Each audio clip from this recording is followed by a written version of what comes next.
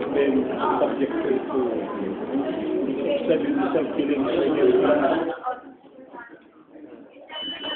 I just want to ask what is that?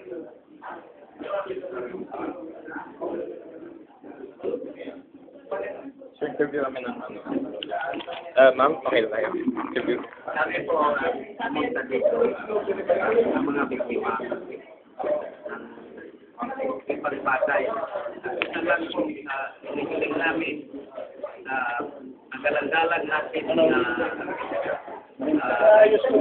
sabi ko na mabigyan sana mabigyan sana ng justisya ang mga kamag-anak namin na nangamatay.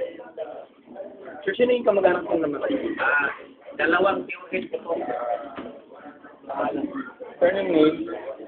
Si Juanito Kanaib at saka si Pablito Kanaib. Sir, naniniwala po ba kayo na ano? Sino po yung pumatay sa akin? Yung mga ano po, mga NPA.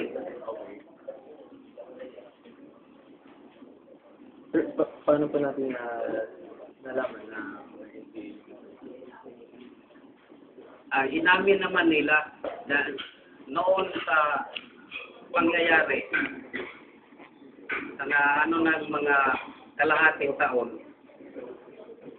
binag-meeting nila yung mga barangay at inamin nila na sila ang pumatay ng mga kamag-anak ng mga biktima dahil sa suspitsado yung mga pinatay ng mga informer ng mga nasa gobyerno. Sir, yung sinabi nyo na meeting nila, sino yung nila? Sa mga NPA.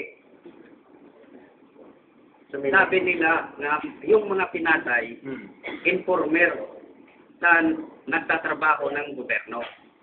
Kaya pinatay nila dahil makakasira daw sa organisasyon. Sir, sino yung mga NPA na ito nakapag-usap sa mga barangay na yun yung sinabi nila? Sino ito?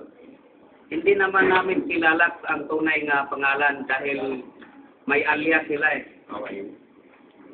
Ang nakilala lang namin sa alias nila, si Kabulit, Kabudoy, saka yung Kakaring, at saka si Kasildon, si Jaime Solidad, o Jaime Solidad, yung taga Libagon. Ito si Castle doon.